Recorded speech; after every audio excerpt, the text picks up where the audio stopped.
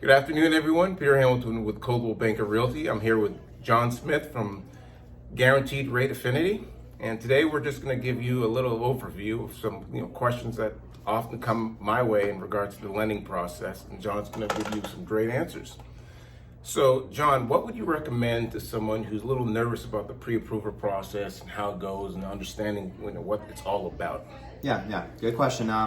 And I think that's a very valid point. Also, a lot of people are scared about what's going to happen, and buying a house is something that you don't do every day. And so, a pre-approval is typically very quick and very easy. We try to make it very painless. We combine a lot of technology in order to streamline the process, and so. What we're going to do is everything in our world starts with the loan application.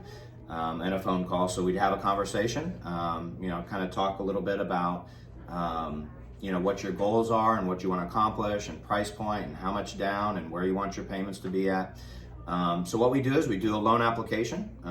We take a look at credit, income, assets, and debt. And then based on all that information, we provide a number on how much we can get you approved for, what those payments will be like, how much money you'll need, and then also what type of documents will be needed at closing. And all of that usually takes about 15-20 minutes or so. So it's very quick in most cases. So I've come across people who've actually said a lot of times, I'm not sure about where my credit stands. What do you think is the proper credit score I need in order to actually, buy a house?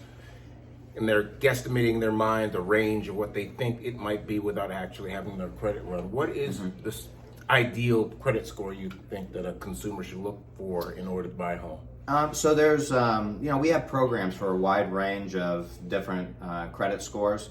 I'd always say try to get your score up as high as you can. Now, if your credit score is an 800, it certainly doesn't mean that, you're like, oh, I have a 700. We're not doing it now. I need an 800. So, we'll do anything down. We have programs that will go down to a 580. But again, the higher the better. As soon as your score goes up, that's going to open up your options. You're going to get better interest rates, better terms on your loan. And so I'd say just, try to shoot for somewhere in the high 600s would be a good goal to try to get to so that you can get the full range of availability to programs. So. And John, a lot of times people are actually kind of dealing with how to get their credit score better. What would you recommend to someone who's looking to improve their score? So I think it kind of depends on the situation. So, some people, I talked to a gentleman last week who had no credit score, which we have options and loans for those as well. But he was looking to try to get a score. And so for somebody that has no credit history, open up a credit card. Maybe call a family member and have them add you on as an authorized user to an account. Adding them on as an authorized user and then opening up account is going to be the best way to establish a credit score.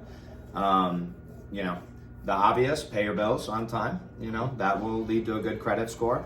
I would say when you're going to be applying for a mortgage, try to avoid opening up new lines of credit, because opening up a new line of credit, at least initially, is going to hurt your credit score in the short term. Try to keep your balances low on your credit cards. I talked to another lady the other day and she said, John, I paid off all of my credit cards and I closed the accounts. You do not want to pay them off and close them. So ideally, try to keep your credit usage at no more than 30% of the limits. And so if you have a $1,000 credit card, you don't want to owe more than $300 on the account. So that's going to put you in an ideal credit score in most cases. So. And a couple more questions. As far as the debt to income ratio and how that equates to, say, what one can buy for a home, how would you best explain that to people?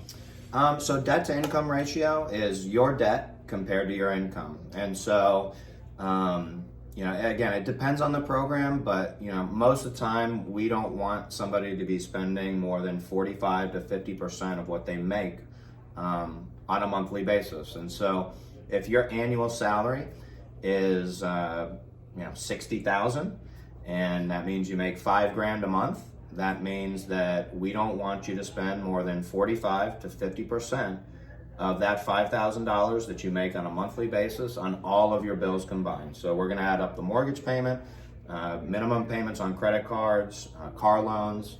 And so debt to income just represents your debt on a monthly basis compared to what your gross monthly income is. Excellent. Yeah. All right. Well, thank you, John, for Yeah. your answers to Thank the you. questions. It's been a good time being able to sit down with you today and give people a little overview of how the process goes for getting a pre-approval. Once again, my name is Peter Hamilton with Coldwell Banker Realty, John Smith with Affinity, Guaranteed Affinity Rate, and we look forward to working with you this 2022. Bye.